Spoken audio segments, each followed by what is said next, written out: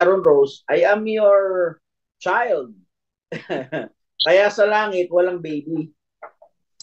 So, pero ang tanong ko po, Pastor, kasi as the babies or children here on earth are still growing up, they will develop or they will increase in wisdom and knowledge. So, how is the babies here become adult in heaven?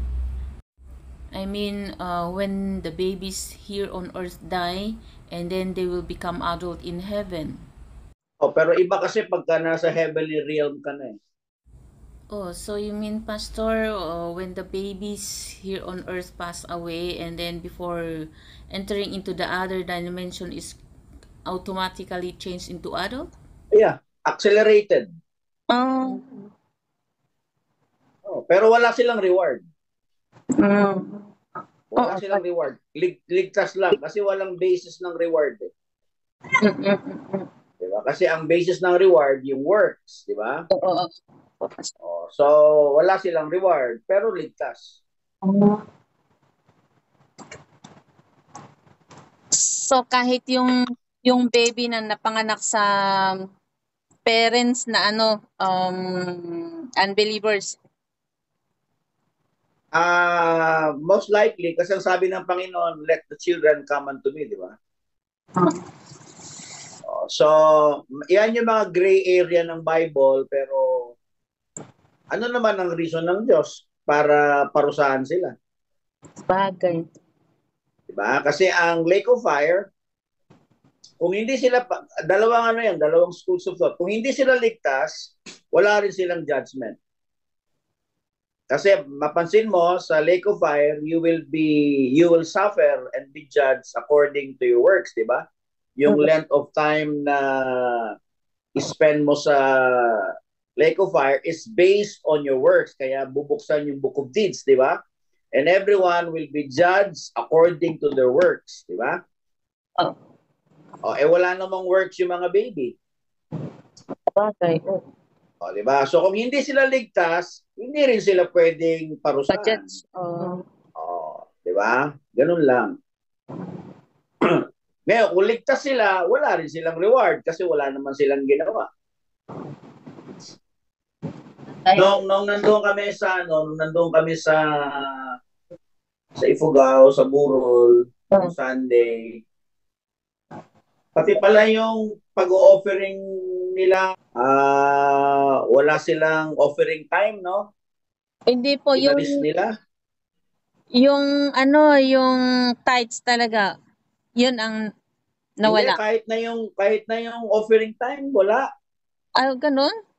Oo, ang sabi nila wala silang session for offering kasi sinabi ni Roderick, you just give silently, may box naman dyan, you don't have to parade your offering. Actually, kahit naman sa Amerika, walang time for offering kasi yun ang nakagisnan nila doon eh. Ganon sila. Yung offering box nandun sa likod ng church. Mayroon lang isang maliit na slot doon. Pagpasok mo ng simbahan, may slot doon where you can just drop your offering and your tithes. Pero sa akin kasi, part kasi ng service yan eh. Na ang tao, di ba makita mo sa lumang tipan ng setup, palaging you bring, di ba? You bring before the Lord lahat ng offerings mo, di ba? At saka maganda kasi doon, pagkatapos ng offering, ang mga pinagpipray yung mga ibinibigay ng mga tao, pati yung mga giver, di ba? Pati yung mga nagbibigay, pinagpipray doon sa closing prayer at saka sa praying for the offering. So, tsaka part ng worship yun na naghahandog ka sa Panginoon. Hindi naman pakitang tao yun. Hindi naman boasting yan hindi naman So, sana hindi sila dumating sa point na ma-extreme sila masyado sa para bang ang material na bagay ay pagdating sa spiritual ay parang iba na yung kanilang pagtingin. Ayan na nga po. Hindi ganun dapat eh.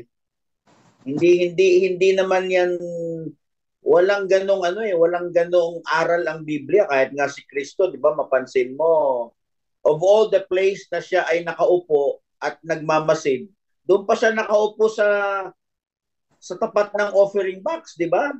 Kaya napansin niya yung dalawang nagbigay. Yung isa nagbigay na paimbabaw, yung isa naman ay nagbigay ng, actually hindi naman paimbabaw. Yung isa nagbigay na marami, yung naman pulube, nagbigay nung kanya lang, di ba?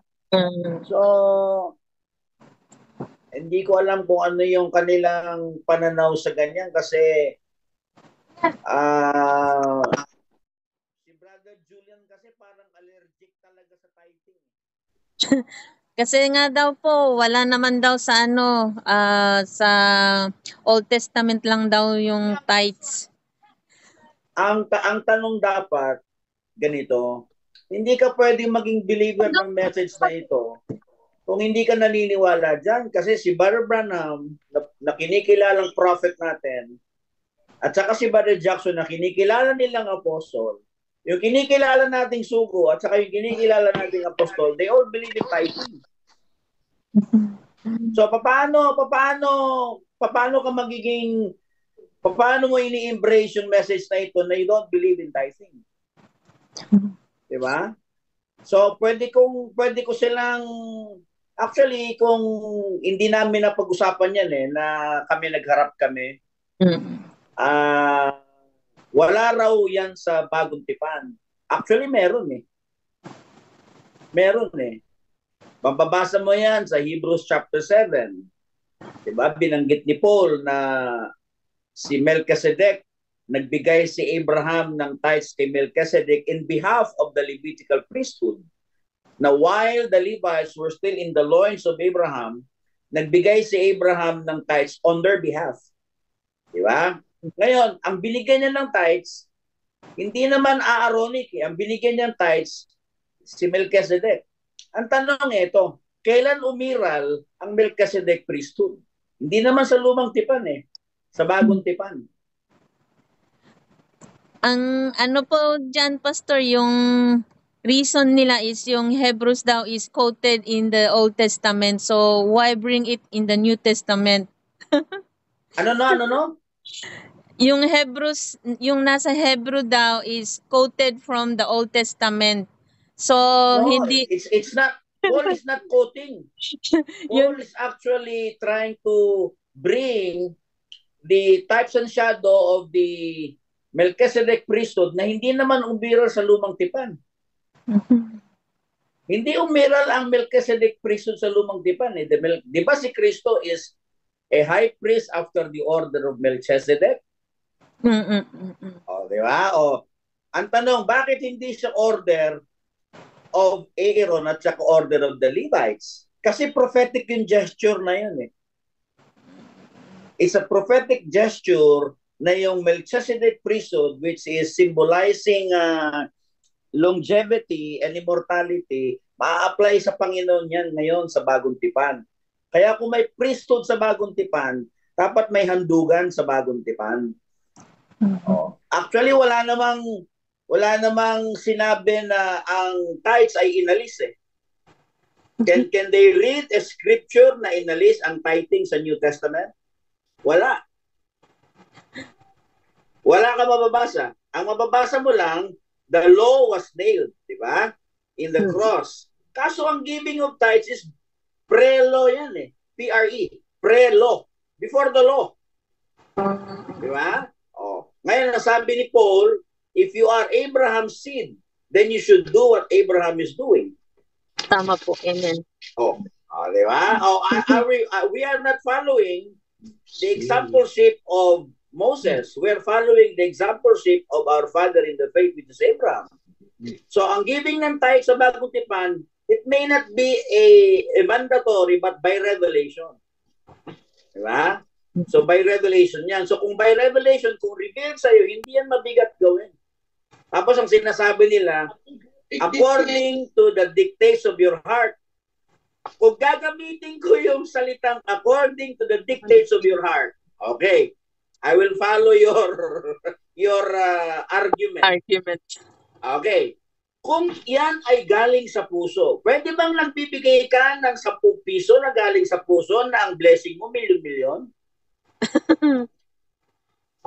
Pag galing sa puso, dapat mas malaki, di ba? Kasi you're talking about giving from the heart. Then it should exceed even tithing. Galing nga sa puso eh. Yung tithing, ang Diyos ang nag-dictate niyan eh. Ito yung ibigay nyo. Pero kung galing sa puso yan, it should be above. Diba? It should be above. Diba? Kasi galing sa puso eh. Diba? Walang law. Ang pag-ibig is above the law. Ang pag-ibig, sabi ni Paul, if you love, then you are not under the law. Ang tanong, gaano mo ba kamahal ng Diyos? Kaya mabigat yan. Yung sinasabi nila, you give according to the dictates of your heart. Eh kung 10% nga, hindi ka makabigay more than pa yung sinasabi mo. So ano na lang nila yon? Nagiging excuse na lang yon para baliin nila. Mas pinaniniwalaan nata nila si Eli Soriano kaysa yung propeta natin eh. Diba? Bakit hindi sila makiupo? And I will explain to them from the scripture, from Genesis to Revelation, or even in the millennium. Diba? Yeah. May giving pa sa millennium, sister. Akala mo ba? Yeah. May priesthood doon eh. Priesthood. Diba? Yung priesthood ni Sadok. The priesthood of Sadok will be restored. Kaya nga may offering pa sa millennium eh. Not for redemption, but as a memorial ng ginawa ng Panginoong Jesucristo. And kaya dangerous. Ito, sasabihin ko sa iyo ng Frank, very, very dangerous if your knowledge in the scripture is limited. Tama po, Pastor. Dangerous yan. Napaka-dangerous yan. Akala mo, alam mo na, pero you only see the tip of the iceberg. Tingnan mo, sister, bigyan kita na sa example. Why do you think the nation of Israel is the most blessed nation? Kung ang pagbibigay ng tithes is not biblical at walang effect yan sa giver, bakit ang daming testimony tungkol dyan? Si Colgate. Si Mr. Colgate. Babasahin mo yung history niya. Si Kentucky Fried Chicken, Colonel Sanders, mga Christian yan lahat. Basahin niyo yung history nila. Ang bansang Israel, basahin mo yung history nila. Pag binasa mo sa Lumang Tipan, ang giving sa Lumang Tipan, parang walang matitira sa kanila. Sa dami ng giving. Pero why is it that they did not become a begging nation? The nation of Israel. They are never a begging nation. They are a giving nation.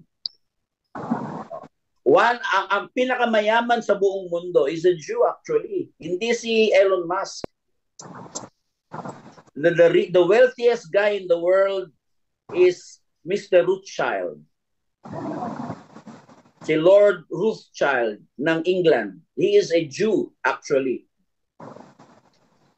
So pagka inaral mo yan, ang history niyan, the reason why they're being blessed because they kept the covenant of God.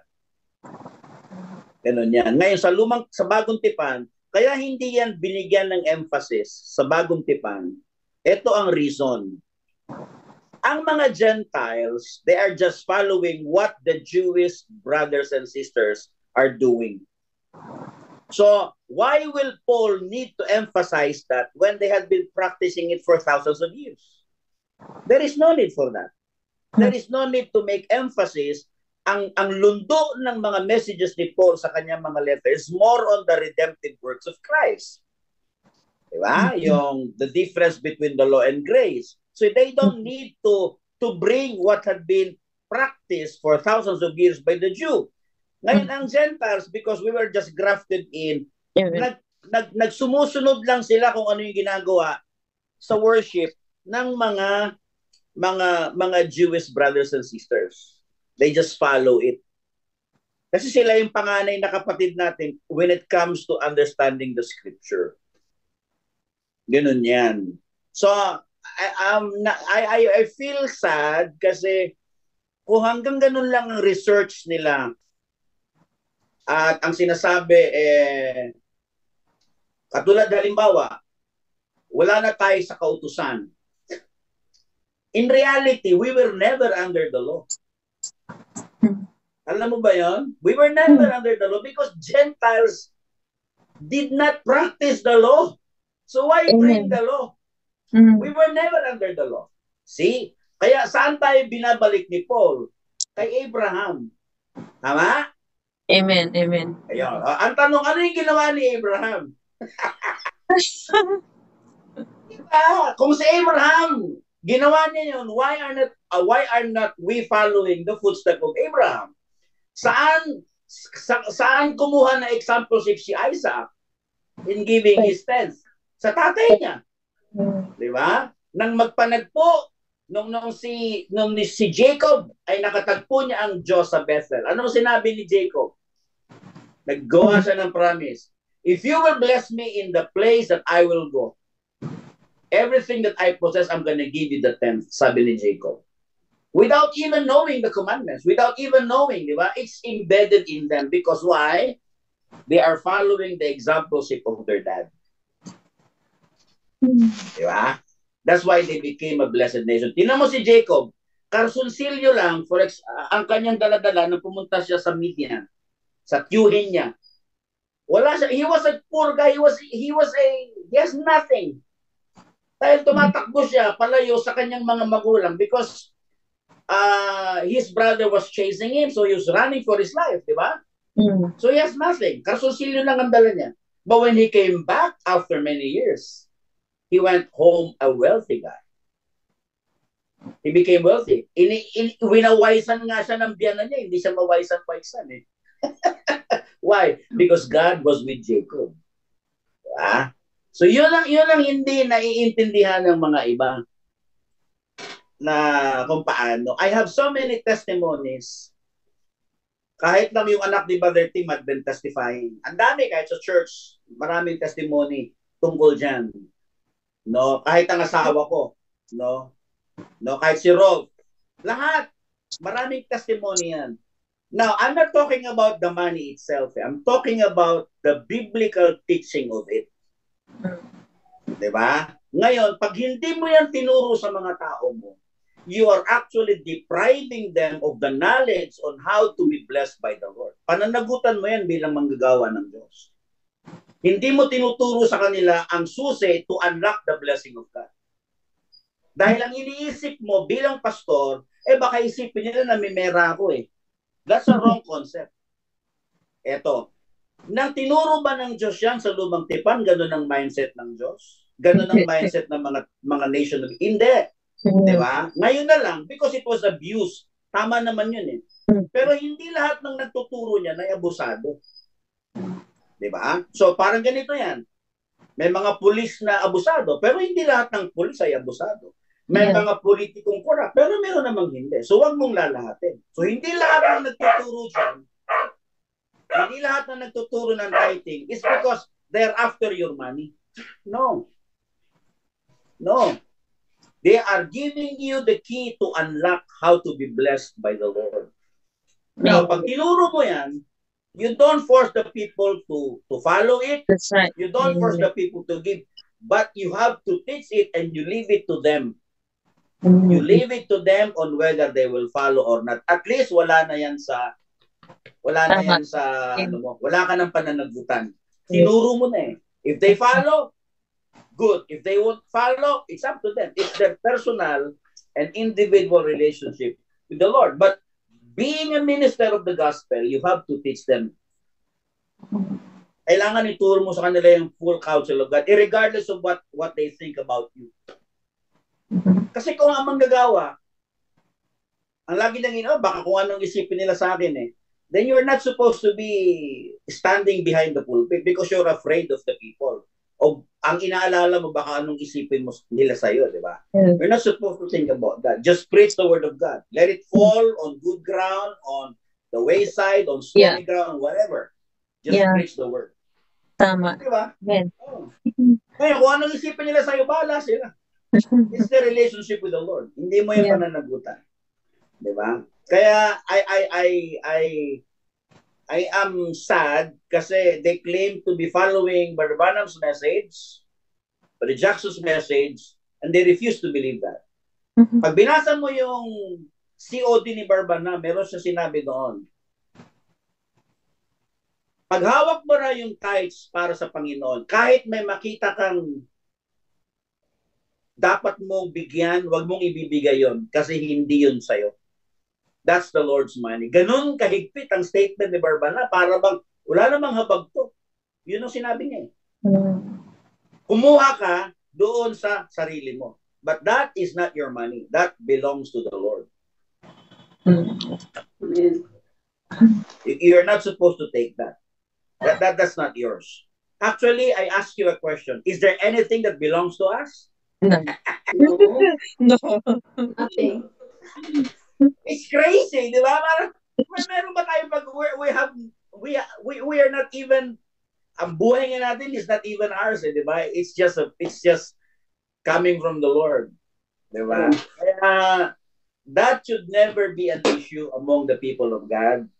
Diba? Hindi yan, alam mo yung bagay na yan, it should never be a big deal. Kaya yan in-include sa law, alam mo, Sister Agnes, ang reason ng Diyos. Part ng fallen nature natin, yung selfishness. Selfish tayo bilang tao eh. Tama. Diba? It is I, me, and myself. Palaging ako, what's good to me. Kaya yung ginawang mandatory ng Panginoon para maturuan ng tao na putulin ang kanilang heart connection sa material na bagay. It's a disciplinary, instructional message of God sa buong Israel para maging tao silang ang material nandito lang, wala dito. So they can be instructed how to be givers. Ganon ang purpose nun. Kasi selfish tayo eh. Kaya lang eventually, di ba ang Israel, they started being corrupted. They're robbing God already, di ba? Yeah. So, maraming turo actually na nakita ko na kailangan i-update sa kanila eh. Hanggang ngayon, nandun pa sila din sa yung Holy Ghost ay Father and Son. Yeah. Diba? Hanggang ngayon, nandiyan pa rin sila sa turo na yan eh. If you do that, na ang Holy Ghost is a combination of the Father and the Son, you make the Spirit of Christ omnipresent. Lahat ng sinasabi ni Kristong, we will come, that is a metaphor. Hindi yan literal. Di ba ang sabi ng Panginoon, the words that I speak unto you, they are spirit and they are life. Yeah. Amen. So it should not be taken literally na siya mismo bababa. Kaya nga sinabi niya sa John 6, if you eat my body and you drink my blood, you have everlasting life. Are you gonna take that literally? No. Are we gonna eat his body and drink his blood literally? No. Di ba? Hindi naman eh. Yeah. So ganun din pag sinabi niya, I will come back and we will make our abode. Hindi literally na yung hininga niya, yung espiritu niya, ang nandyan sa'yo. Hindi yun. But when the Holy Spirit comes to you, He will magnify Christ in your life.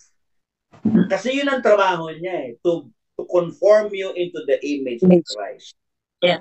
At hindi rin pwedeng manahan ng banal na espiritu sa'yo kung hindi binayaran ni Kristo yung dugo sa Kalbaryo. So that is, yun ang nagiging parang lisensya ng Diyos para makapanahan siya sa atin.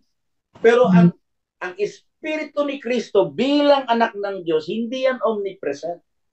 Wala yung capability maging everywhere. Kasi hindi naman nagbago yan eh. Yung kung ano yung espiritu niya when he was born is the same spirit. Hindi naman nagbago yan eh. Huwag mo? It never changed. Yeah. Amen. Diba?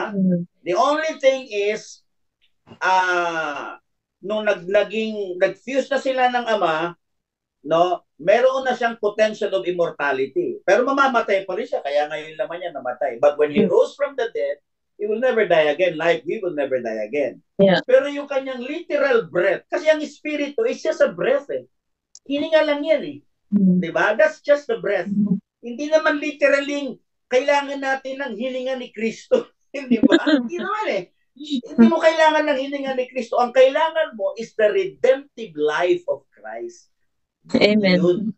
Saan mo mababasa yon? Sa John chapter 1. Anong sabi ng Bible? In him is light, and the light is the life of the world. The world. So ano yung light? Ano yung life? Okay. Yung light dyan, hindi yan yung liwanag ng araw. Yung life dyan, hindi yan yung hininga sa butas ng ilong mo. Hindi. Yung life dyan is the redemptive light. Yung life dyan is the redemptive life na result ng ginawa ng Panginoon sa krus ng Kalbaryo. Yes. Amen. Yun. So when it comes to Jesus Christ, alright, ang key of understanding para hindi ka mapalpak sa pag-unawa, lahat ng pagtingin mo kay Kristo na related sa Godhead, always redemption. Yeah. Okay? Always redemptive yan. Fullness of the Godhead, redemption yan. Hindi kasama sa fullness of the Godhead yung pagiging creator, pagiging omnipotent, omnipresent, omniscient. Hindi. Kasi si Kristo, hindi niya alam kung kailan siya babalik. Yeah. So, hindi siya omniscient. O, kita mo? Hindi siya omniscient. Di ba? Kung hindi siya omniscient, hindi rin siya omnipresent. He's not everywhere. Yeah.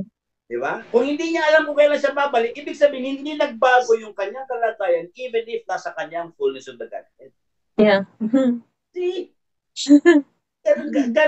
Yun yung para mga nangyari kasi nung nasa kanya na yung fullness of the Godhead, nagbago yung kanyang pagiging anak ng Diyos. No. It's the same, but he is now empowered by God to display the redemptive images of God. Yeah. Pero hindi pa rin yan according to his own volition. Yeah. Amen. Mo?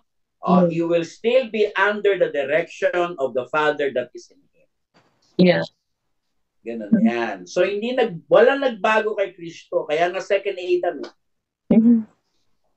Diba? So yun yung mga bagay na kung makikiupo lang sana sila and then aalisin nila yung kanilang mga preconceived idea, they will understand kung ano ang meaning ng God sent forth the Spirit of His Son. Imagine mo, Sister Agnes, si Kristo nasa Holy of Holies. You know, nandun siya sa Holy of Holies, sa inner sanctum, nag-meditate para sa iyo sa akin. Paano siya bababa? And then He will be everywhere. Yeah. How can that be possible? Are you nakikita mo ang story? Yeah, amen. Di ba? And he can never leave that inner sanctum, that Holy of Holies, unless that the last predestinated seed is brought in the body. Hindi siya pwedeng lumabas doon. Kasi pag umalis si Kristo roon, tapos na yung redemption. Yeah. Di ba? No, so how can he go in and out of that place? Hindi pwede. Nakuha mo? Yeah, amen. Di ba? So hindi pwedeng, kasi ang high priest, Sister Agnes, pagpasok niya sa Holy of Holies, ang difference kasi ng high priest, once a year, pumapasok siya doon, di ba? Sa Day of Atonement. Ang difference kasi kay Kristo, ito. Ang kailangan niyang immediate, hindi isang bansa, the whole 7 church ages na mga banal. Ganun katagal ang kanyang high priest office. Kaya ang tagal-tagal niya doon sa loob. Kasi kailangan maipasok pa yung huling tatawagin ng Panginoon. So hanggat hindi pa natatapos yun, hindi siya pwedeng lumabas doon. Yeah. Tama. Eh ngayon, kung iliteral mo yung God will send forth the Spirit of His Son, whether 2 or 3 gathered in my name, andoon na ako. Ano siya, akit panaog? Hindi pwede yun kasi isang beses lang siyang pumasok doon, isang beses lang siya lalabas. Hindi siya labas-pasok. Yeah. That's the thing. Yun lang, ewan ko kung naiintindihan ba nila yan o hindi. Diba? Kasi pag sinabi nila, bakit sa lumang tipan, yan, pattern yan, bakit dinadala mo sa New Testament? Saan ba kinuha ni Kristo yung pattern ng pagiging high priest niya? Di ba sa lumang tipan? Yeah, tama. Saan ba kinuha ni Kristo yung pagiging son of man niya na prophet? Di ba sa lumang tipan? Saan ba kinuha ni Kristo yung pagiging king niya? Di ba sa lumang tipan? Prophet, priest, and king. All of those are three offices functioning in the Old Testament that Christ in himself will have to function. He was a son of man as a prophet, son of God, high priest, son of David, King of Kings and Lord of Lords. So why are they saying na, why bring it in the New Testament? Those are all in the Old Testament. That's not correct. Di ba? Oh, because he fulfills all the types and shadows mentioned in the Old Testament. Yeah. Di ba? Tama. Okay, tamo? Bible study na yan. Kaya nga ang message ko doon sa Sister Ag, message ko last Sunday,